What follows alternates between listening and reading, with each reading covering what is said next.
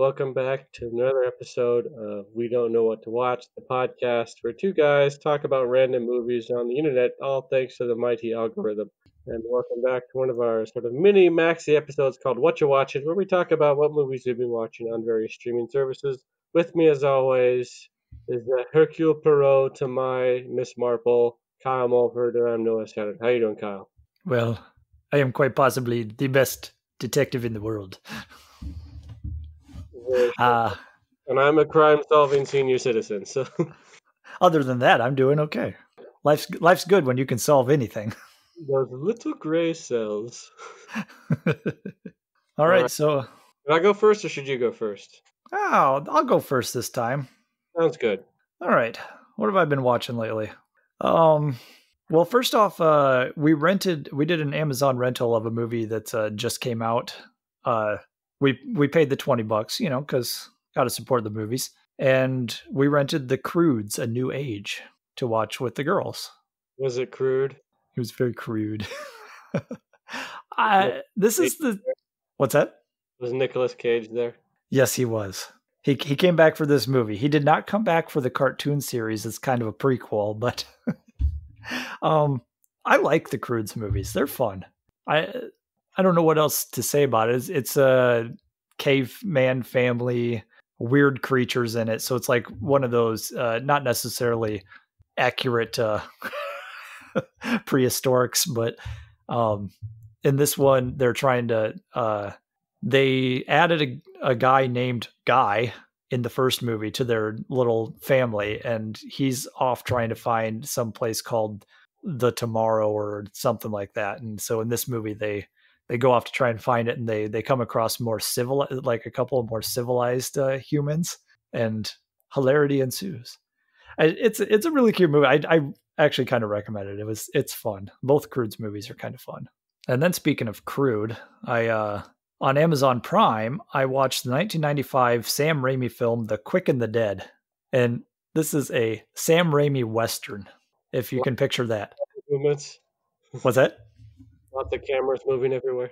Yes, you can definitely tell that it is a Sam Raimi movie while you're watching it, and that makes it fun. It's unlike any Western I've really seen.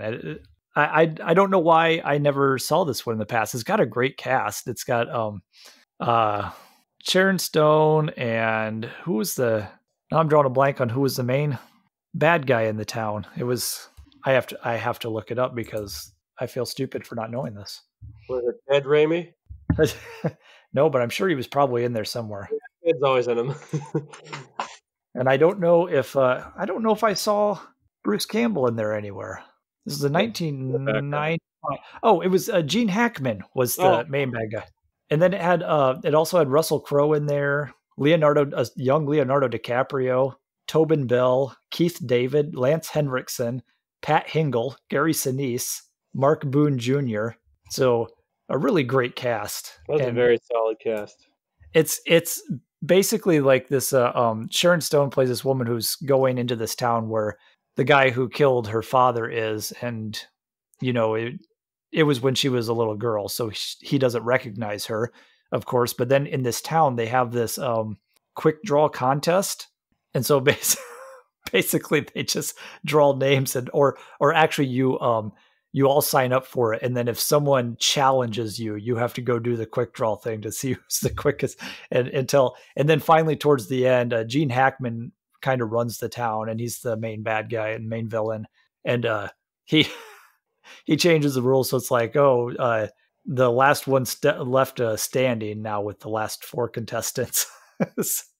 So it's a really cool movie, really fun, and like I said, the Sam Raimi camera movements and all that. I think there was one point of view of the bullet shot, of course, because that's his signature. Mm-hmm. So I really recommend it. Lots of fun. And then on Tubi TV, I watched the 1999 film The Limey. This is a Steven Soderbergh film. So it's kind of like this guy, Terrence Stamp, General Zod himself. He lives over in England or whatever, and he finds out his daughter in California was killed in a car crash, and he comes to find out who's responsible for it, and then he finds this group of, criminals or whatever, and he starts picking them off and trying to And he get at them makes and everything. them kneel before him. Yes, they do. Uh, Come, son of Jor-El. But it's kind of interesting because it's also a Steven Soderbergh film, so it's got that like kind of I don't know, it's got that different feel to it, kind of weirdness. Yeah, it's hard to describe it. It's almost like a more like just kind of slow, realistic, not a lot of pizzazz to it.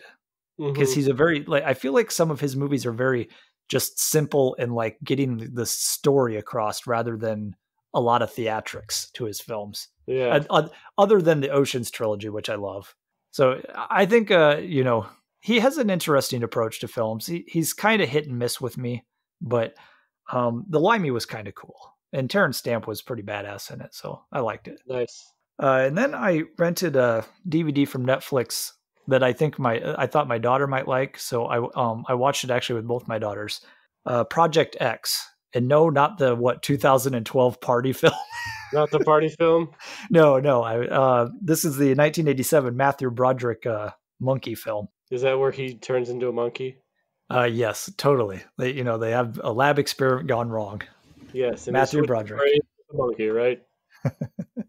No, but he is a young man who wants to get into the Air Force, but like he's kind of a troublemaker. He steals a plane to impress a girl. And so then he gets sent, he can't fly anymore. So he gets sent to another project where they're testing monkeys, and he's there to take care of the monkeys. Mm-hmm. Well, one monkey gets sent there that in the beginning of the movie you see was trained. Named Maverick. Yes, they're all monkeys. They're all monkeys. They're all monkeys. Yes, and the monkeys fly the Air Force. Yes, it's a Top Gun crossover movie. Yeah, but in the beginning of the movie, you see Helen Hunt is a researcher who's teaching a chimp sign language, and then her funding gets cut. So they're like, "We're going to send your monkey to the zoo." Well, they end up sending it to this Air Force base. So he's part of that, and then Matthew Broderick like kind of becomes friends with this monkey and learns that he knows sign language and all this stuff. And then he finds out that what they're testing is the limits of radiation that primates can go fly through before they lose control. So they're exposing them to radiation on purpose, like high doses of radiation, and basically killing all these monkeys. Is this a Planet of the Apes movie? Yes, and then they all mutate from the radiation and take over the world. And it's a musical. You finally made a monkey out of me. I love you, Dr. Zayas. But anyway, he finds out they're doing this, and so then it becomes a free the monkeys kind of movie. And what's funny is there are some heartbreaking scenes in it with the chimpanzees, and my daughter at one scene, she like turns to me, she's like, "You thought I would be into this?" And like she's like almost crying because there's some really sad scenes in there, and it's not until the end of the movie that and I will say, spoiler, there is a happy ending, so like it is worth it. And like at the end of the movie, she actually said, "Yeah, that was a really good movie." But it didn't seem like it while you're watching. So the monkeys do take over. Yes, they do. Yeah, for most of the movie, though, it does not seem like a very good movie for kids. But like then you get to the end and you're like, oh, okay, that's cool. I highly recommend that. That was a Matthew Broderick film I missed when I was growing up. I watched most of his stuff in the 80s because I was a kid in the 80s. So I watched the Ferris Bueller's and the War Games and all that stuff. But I had missed that one, and it's really good. Then on Amazon Prime, I watched the 1965 film The Sons of Katie Elder. And this is a John Wayne flick. And this is one of his later movies. And it was after he had cancer. And I read this afterwards because watching the movie, I was like, he's moving kind of stiff in this, like real stiff in this movie. Not his normal kind of stiff movement, but it looked like he was struggling. But like, it was after he had cancer, and like he should have been bedridden. And they're like, nope, he said, I want to make movies still. So I'm going to do this, and I'm going to do my own stunts too, as much as I can. This is him and Dean Martin and two other guys are the four sons of Katie Elder. They come back into town when their mom dies, and they find out, like, you know, they haven't been there for years. They haven't visited their mom in years. Their dad has been dead for several years too. And they think something fishy's going on in the town because, like, someone else has the land that they grew up on and all that. And so they kind of are trying to figure out how she died, why she died, and why she didn't have the land and why she doesn't have any money for them. It's kind of a good movie. They pillage the town like in Blazing Saddles, where they go right first. We go riding into town.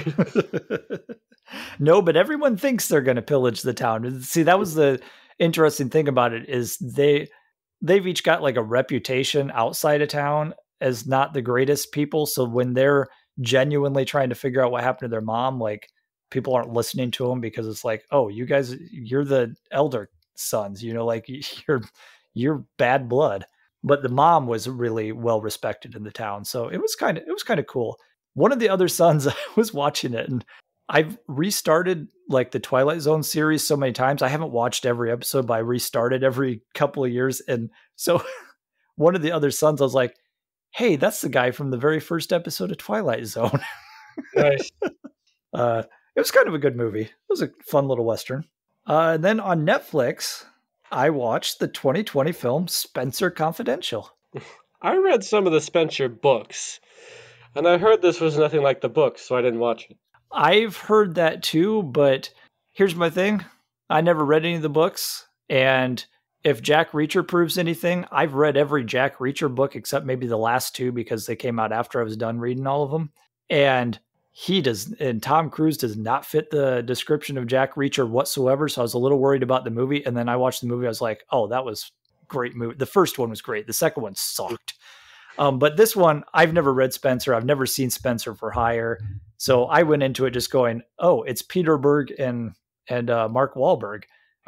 They did Lone Survivor, which was good. They did Deepwater Horizon, which was excellent. They did Patriots Day, which was really good. So like Mile 22 was okay. But like Peter Berg and Mark Wahlberg have a really good track record. So I was like, I'll watch this. I had a lot of fun. It's one of those where it's just like, yeah, that's just a fun action movie. And it's got Alan Arkin in it, cracking jokes and making wise, and Winston Duke is just a fun, character. Hawk? Yeah, he plays Hawk, and he is super great in this movie. I think he's gonna be someone to watch. Like, if I see a movie with his name on it, I'm gonna watch it because he was great in, what was it, Us? Yeah, because he was the dad in there, and then Dad and Us, and of course he was great in Black Panther. Yes, yeah. I'm really digging Winston Duke so far, and I want to see what else he does. And he was really enjoyable in this film, like really funny and everything. And yeah, it was just Mark Wahlberg plays Spenser, who, he finds out that there's some dirty cops after he was actually put in jail and now is not a cop anymore. But like, he's actually a good guy. He was put in jail for beating up his boss because his boss beat up his wife. Mm-hmm. So, it was actually for a good reason. And he's from Boston. Yeah, and of course, yeah, it's Mark Wahlberg in Boston. But he butts his nose in there and decides to, kind of investigate it, and action and hilarity ensue. I had a lot of fun. It's one of those, like I said, just fun action movie. And then I found on YouTube a copy of the 1986 film, the 1986 pilot film. Wait, no, not Top Gun. Iron Eagle. I remember this one being a cool movie when I was a kid. Louis Gossett Jr., the kid who's going to rescue his dad, and oh my gosh, I watched this going, this is a lot of fun, but this is super cheesy and like not a legitimately good movie, but nostalgia's sake. Air Force movie, or is this like a? Yes, yeah, because they're on some sort of Air Force base or whatever, and his dad is in some foreign country, and he's been taken prisoner by some foreign country, and I don't remember where. I don't remember if it was maybe a made up country or something. And he's like, nobody's going after him. And they're like, well, we don't want to start a big incident. So he's like, well, I'm going to go after my dad because the country is saying, oh, he's got 3 days to sign a thing saying he was in our airspace wrongly or whatever, or we're going to execute him. And the military's not doing anything. So this kid goes to Louis Gossett Jr., who's at the base too. And he's like a colonel or something. I don't know. And gentleman too. Yes. And he's like, you need to help me get my dad and I can fly. And so they both, him and a bunch of other kids steal the plans for the country and all of their like, stuff that like their surveillance that they have, like the military has on them. I was like, this movie is showing that it's really easy to steal stuff from an Air Force base. But then again, in Wonder Woman 1984, Wonder Woman and Steve Trevor just walked into an Air Force base, grabbed an airplane, and just took off. So, I mean, apparently this is just... I guess the Air Force just doesn't have very good security. I know, right? And then in Project X, they broke some monkeys out of the Air Force base. So, more or less, and I think... yeah, really easy to steal from the Air Force. And I think it's the Air Force in all three of these movies, but I don't know. Either way, it's military and planes, and apparently easy to steal from.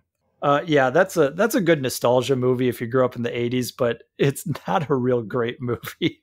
So, but what is a great movie is another family movie night we had with the girls was watching 1989's Uncle Buck, and I had not seen this one in a long time, and boy, did this one hold up. It was such a good movie. A couple of kids, one played by Macaulay Culkin. Their parents, their mothers, their grandfather on the mother's side has a heart attack, so their parents leave town to go see him. And the only person that they can find to babysit is the father's brother, so their uncle Buck, played by John Candy, and he hides him too. Yeah, because he's kind of a slacker, and they're like, and the wife really doesn't like him, and and all that stuff. And they're like, I don't want you to babysit my kids, but you're the only shot we got. So he comes in, and then and then it's a John Hughes movie. So at the end, there's a good touching moment and lots of like really sweet moments in the film, but also John Candy hilarity. So it's such a good movie. I highly recommend. Then on Hulu, I watched the 1990 film Internal Affairs with Andy Garcia and Richard Gere. And basically it's Andy Garcia is an internal affairs officer, and he is looking into something, and he finds that like he thinks Richard Gere is a dirty cop, and it turns out Richard Gere is a totally dirty cop, and he's also kind of a sleaze in this movie that like just sleeps with every woman, like everyone's wives, and including Lou Gossett Jr. Yes, including Lou Gossett Jr. And then he steals a plane. Yes. to impress all the girls. That's how he gets all the girls. Yeah, basically he's a dirty cop, and Andy Garcia is investigating him, but he doesn't have the proper proof to go through the right channels, everything, and then he gets all angry and stuff. And then his Andy Garcia is married to Nancy Travis in this film, and then Mr. Richard Gere, who likes to sleep with every woman in the film, tries to get with her too. To be fair to Richard Gere, I'd fall for him. So dreamy. But it was kind of a good movie. It had one of the other Baldwins in it, William Baldwin. Oh man.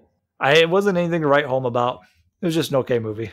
Then my oldest daughter has been getting into anime and manga. So I was like, I watched an anime with her called Danganronpa. Oh, that one. Yeah, it was based off of like a video game or something like that, or vice versa, or something. Because like the second season of it was only in video game and manga form, but not an anime. But then the third story was anime. Like, it was weird. But anyway, that was good. And I was like, oh, if you're into anime, let's try this. And I showed her Akira. Oh dear Lord. A little too young for Akira. We've talked about Akira a lot. Yes, and I won't say anything because I'll just say go to our giant size specials and look for our episode on that. What did she think of it? She liked it. Yeah, it's a crazy film. I don't think it was too much for her. I Mm-hmm. mean, the anime that I watched with her that she got involved in, she watched a couple episodes and then she's like, Dad, do you want to watch this with me? And we started over. It was Danganronpa. And that's about a bunch of kids who end up in a high school. Mm-hmm. And the only way to get out of there is if someone gets away with murder. And it's run by a psychopathic bear. Nice. So, so I don't think Akira was too much for her. That's, after watching that anime, I was like, I think you can handle Akira. So, but yeah, you all know how we feel about Akira because Mm-hmm. you should go listen to our episode.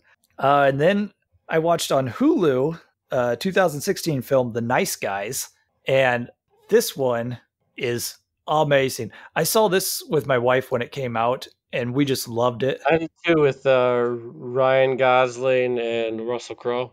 Yeah, so another Russell Crowe movie. This is 'Cause great. and rewatching it, there were scenes like I was sitting down in my basement watching this by myself, and I was sitting there belly laughing at some scenes. And I will go on record here as saying this is Ryan Gosling's greatest performance, like hands down. Mm-hmm. You made a porno where you're supposed to pay attention to the plot? It's just don't say and stuff. Yeah. Just say there's a lot of whores here. This is a Shane Black film, so it's there's some. It's based around it's based in the 70s around the porn industry, so Shane Black having some fun there. He wrote and directed this film, and I love his writing when he's really great at writing the kind of buddy cop genre. He did Lethal Weapon, he did Last Boy Scout, which was two guys getting together to solve a case. Did The Nice Guys, two PIs that end up together solving a case. And, the only time he really failed for me was that new The Predator movie. That was terrible. But Because it didn't have two predators getting together to solve a case. I know. I think I hate to pigeonhole Shane Black, but he needs to stick with that. And if he just keeps writing those kind of movies, I will watch every one of them, because Lethal Weapon, Last Boy Scout, and Nice Guys are three of my all-time favorite movies. Like, just What if it was like an alien and a predator teamed up together to solve a case? I would watch the shit out of that. And Kiss Kiss Bang Bang was also his. Of course. So yeah, The Nice Guys. It is on Hulu, and if any of you all haven't watched it yet, like I said, Ryan Gosling's greatest performance. The kid who plays his daughter is wonderful in this.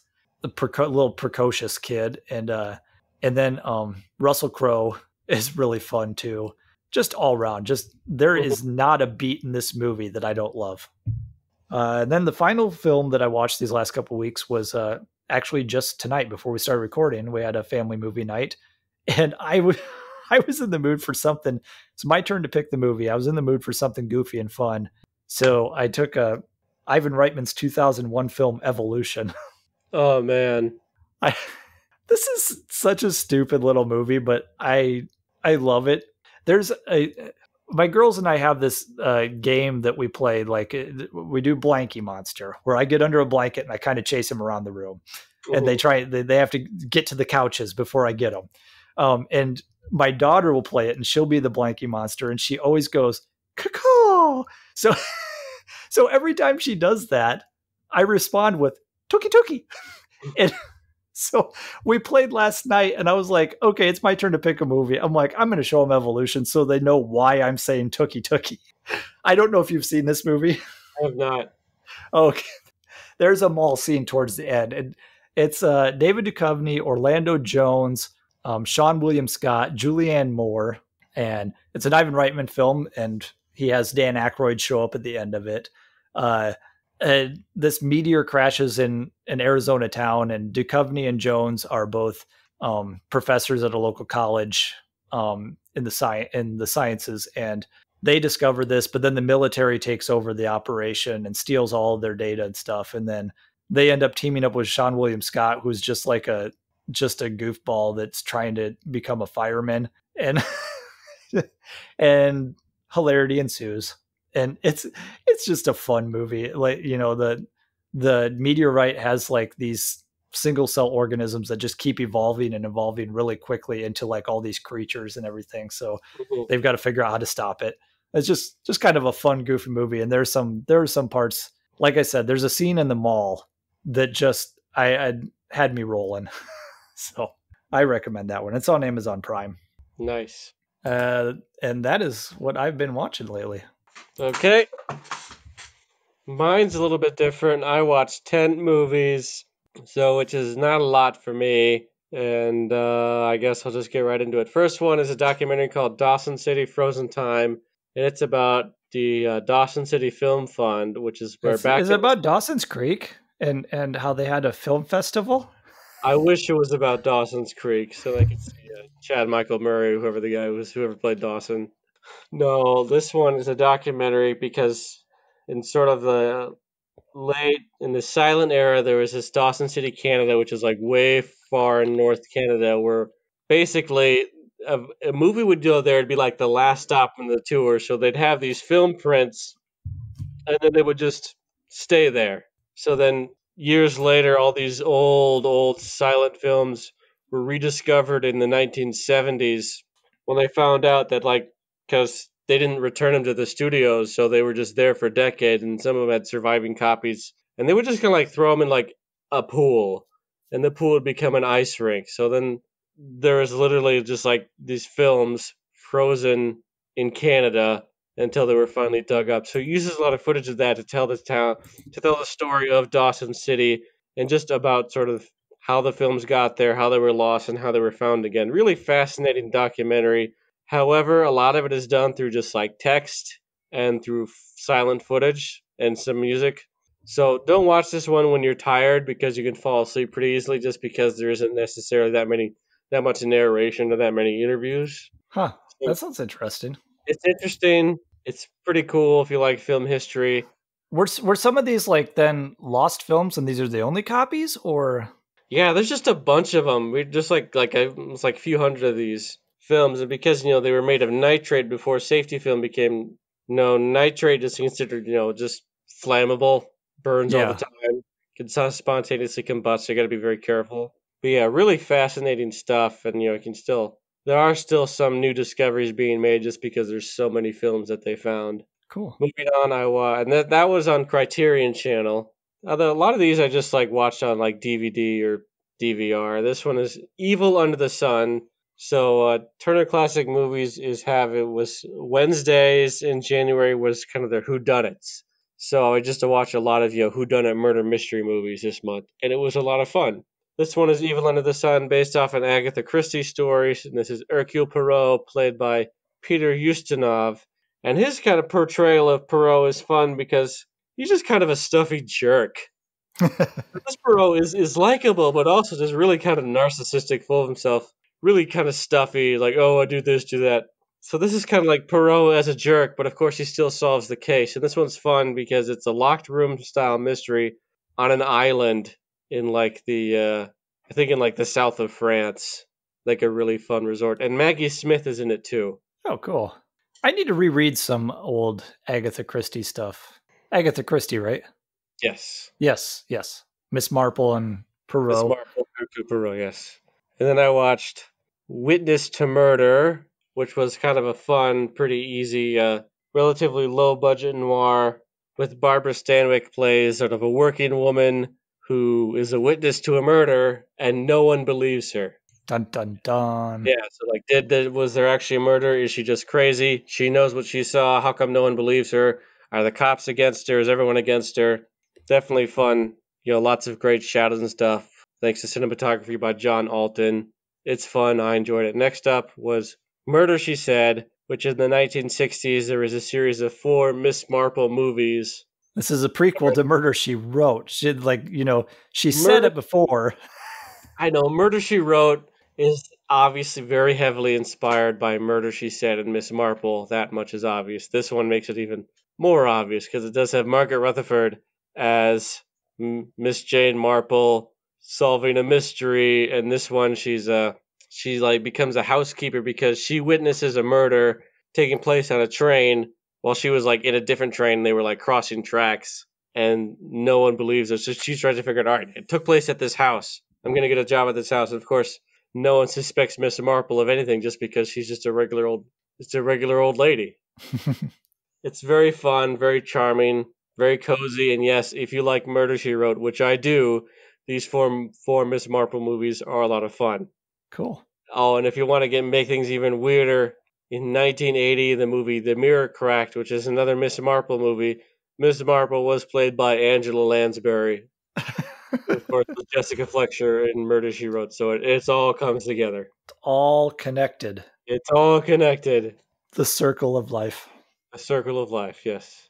Next, I watched Just Like Heaven, starring Mark Ruffalo and Reese Witherspoon. I love this movie. It's very silly, but they do play off each other very well. And it's a rom-com where like she's a doctor, gets in a bad accident, and then he moves into her apartment. He's like, "What are you doing? This is my apartment." And like she's a ghost.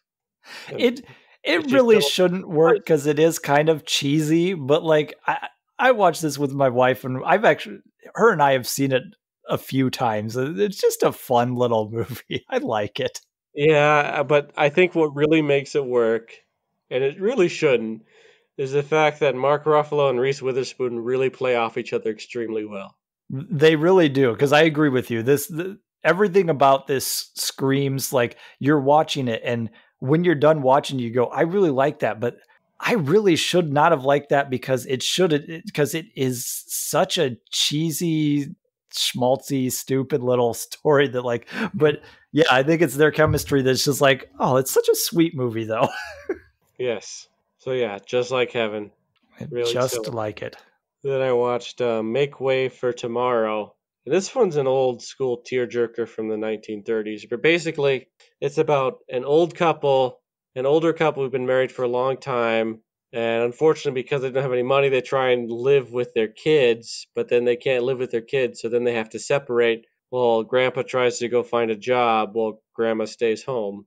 And this film is very much kind of a social message film. This is like, all right, so this was made right after Social Security was being first kind of a big thing in 1930 before it was really implemented in 1937. So this was really much like, if you really read into it, it's like, yeah, this is why you need Social Security. So these poor people who've worked their entire lives and just don't have any savings, they have nothing.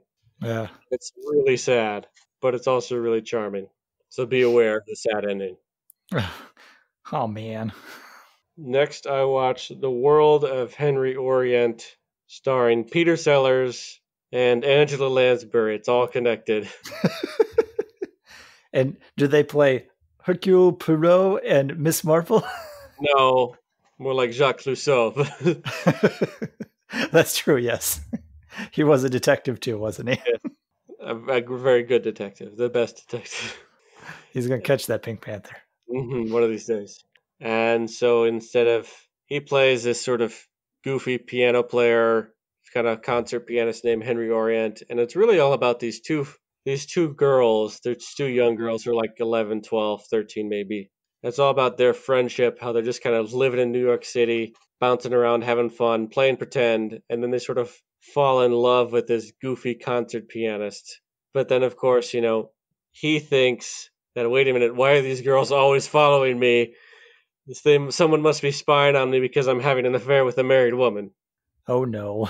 And then later, Angela Lansbury comes in as like because there's like a rich girl and then like a poor girl. Of course, poor girl's family is there and they have all the fun. And the rich girl's parents are just kind of off doing stuff. She's basically alone all the time. So then the rich girl's parents finally come home, played by Tom Bosley and Angela Lansbury. And of course, Tom Bosley was also in Murder, She Wrote.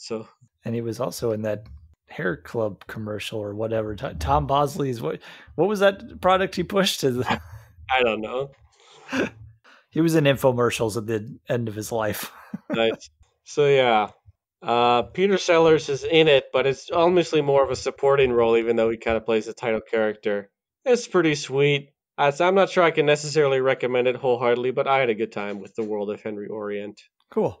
Next, I watched the second of the four Margaret Rutherford Miss Marple movies. This was called Murder at the Gallop. And this time, she ends up sort of helping people, taking a job at like almost like a horse riding place because a rich man in town dies, and of course, was it just accidental? Was he just an old man and he had tons of money? Then his family comes out to get it, or was it murder? I bet it was murder. It was murder. So then, she has to figure out which one of these guys, ungrateful kids, did the deed. While, of course, staying undercover and being very charming. Cool. So once again, these 4 movies, a lot of fun. Then I watched another. This one is a much nastier murder mystery called The Last of Sheila with Raquel Welch, James Mason, James Coburn. Really good cast.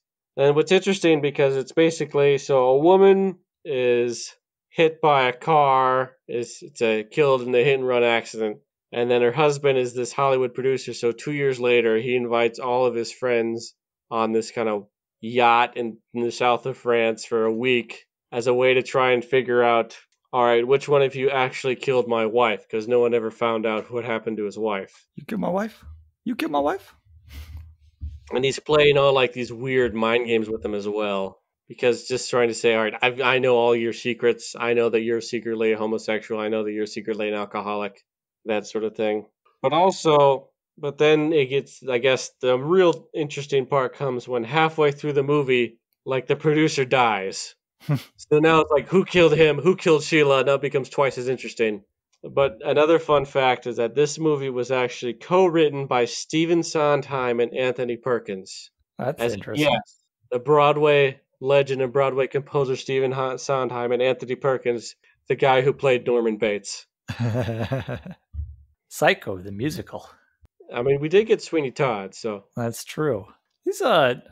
I'm kind of thinking I need to watch some Miss Marple movies. They sounded like a lot of fun. Yeah, and then my last movie was the third of the 4 Miss Marple movies, Murder Most Foul, Foul, and this time she ends up on a jury, and the jury is, they want to convict this man. They think it's an open and shut case, but I guess it's not. He's innocent, so then she's on the trail of this. All right, who really killed this woman, Mrs. McGinty? Because Henry Fonda was on the jury, and he's like, I know you all think he's guilty, but he's not. But he isn't. And then Lee J. Cobb got really angry about it. But no, very charming. Even though it does deal with murder, these movies are relatively lighthearted. I really enjoy them. Awesome. And those are all my films. So a lot of mystery movies. It's one of my favorite genres of just fiction in general. So it's definitely something I really enjoy.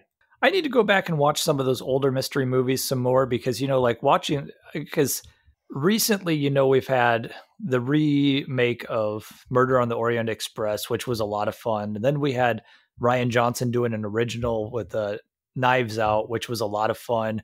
And yeah, murder mysteries are such fun.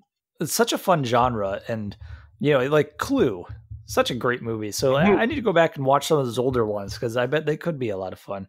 And actually, we watch every Tuesday night. We watch a couple episodes of Doctor Who with our daughters. We're going through the whole newer series from the Ninth Doctor on, and recently we got to the episode where they actually meet Agatha Christie and they have like a mystery in the house that they're at, that party they're at, and such a fun episode. So yeah, those murder mysteries can be a ton of fun.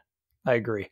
Yeah, and of course we still got the upcoming remake of Death on the Nile, which is another Perot film. So yeah, and I never saw the original of that one, so that'll be fun because that one's going to be Kenneth Branagh again, right? Correct, with his big mustache. Yes. I love his big mustache. So good. Yeah, right, so hopefully if there's a trend of more modern murder mystery movies, I'm all for it. Oh yeah, and Rian Johnson is supposed to be making a sequel to Knives Out with Daniel Craig doing, being his, main detective character, and Benoit Blanc. Yeah, Benoit Blanc. And I will watch 10 of those movies. Oh, true. That character is so much fun to follow around. I can't wait to see, especially the ensemble cast that he got for Knives Out. I want to see a completely different mystery, which is what he's going to do. And who does he bring in for the next movie? I really want him to bring in Angela Lansbury. That would be a great cameo. Even if she's in it for like, yeah, even if she's in it for like 10 minutes. So Can we bring in all of those? Like bring in Angela Lansbury, bring in Kenneth Branagh, can we have a Hercule Poirot Benoit Blanc crossover? that'd be a lot of fun. Who's the better detective? Miss Marple's the best. No.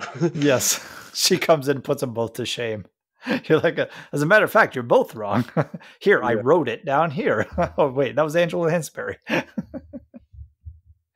Oh, all right. So that's a lot of good stuff. I had a lot of recommendations, so I hope people can find those online, streaming or whatever. And some of your murder mysteries, maybe can find them somewhere.